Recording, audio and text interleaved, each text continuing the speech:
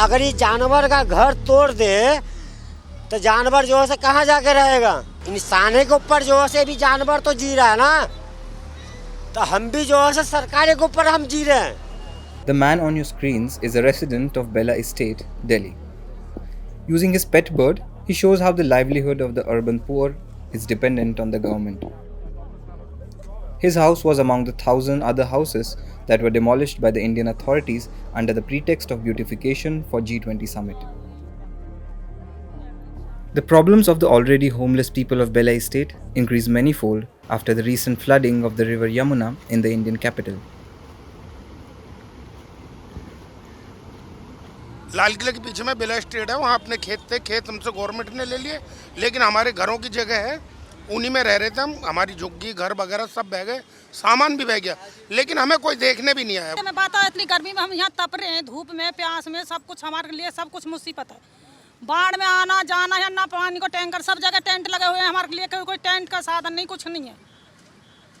हमारी मांग जी है कि हमारे लिए पहले तो यहाँ जब तक है टेंट लगाया जाए, पानी की सुविधा करी जाए, और बाकी का मांग तो यही है हमारी कि हमारे को तो गवर्नमेंट 20-20 गज जगह दे दे, हमको यहाँ से दफा कर दे, हम आराम से खुशी खुशी चले जाएंगे।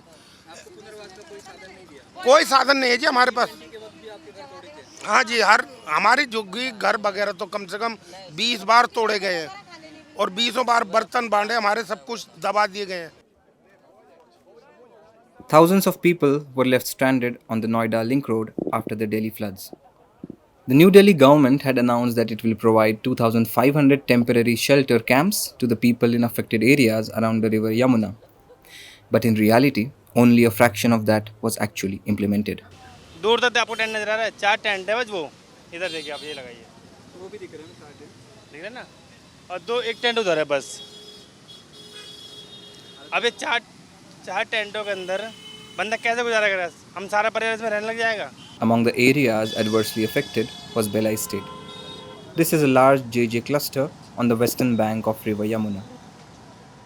The residents of Bella Estate, mostly small-scale farmers who grow rice, wheat, vegetables, herbs and flowers, and workers from the informal sector, have witnessed at least 15 demolition drives since 2006 and have been living under the threat of eviction without rehabilitation. Jamuna किनारे खादर में DDA वाले आया, झुग्गी तोड़ के जो है से हम लोग को जो है से घर से बेघर कर दिया, बाल बच्चे रहते हुए भी। मैं ये ना मुझे समझ में आ रहा है कि ये सरकार कौन है, ये कि मेरी झुग्गी जो भी तोड़वा के जो मुझे यहाँ पट्टी पे भेजा है, अब बाहर आया तो कोई यहाँ पे नहीं आया, क्या के लिए तोड़ा? वो गरीब आदमी कहीं भी जो रहो तो उसका घर जो से तोड़ा जाता है।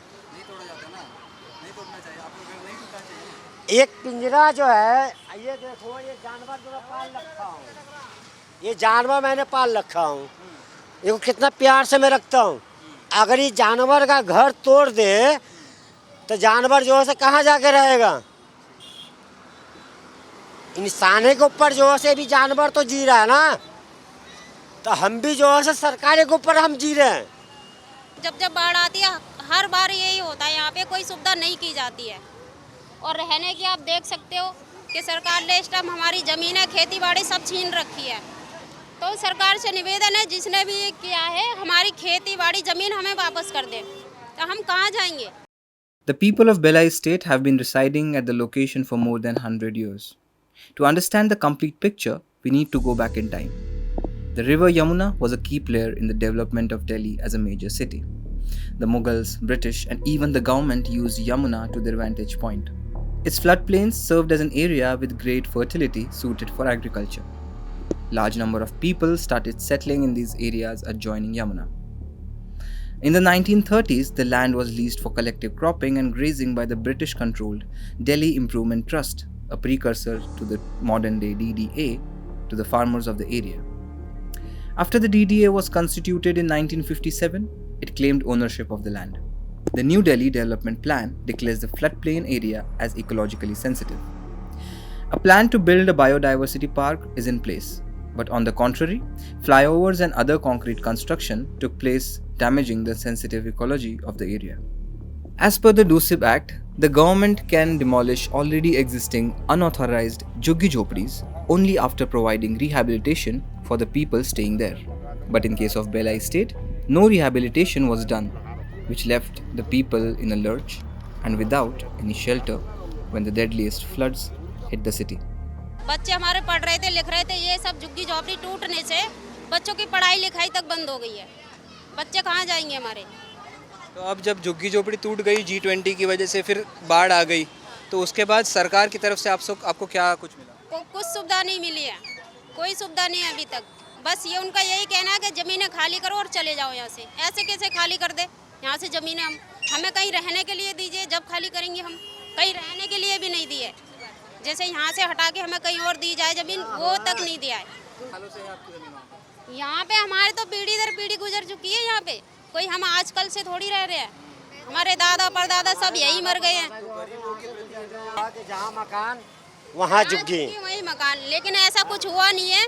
और आप देख सकते हो कि क्या है यहाँ पे, झुग्गी झोपड़ी तक हमारी वो भी तक नहीं बची है। हमारा तो यही एक सारा था, वो भी छीन ले गया हमसे।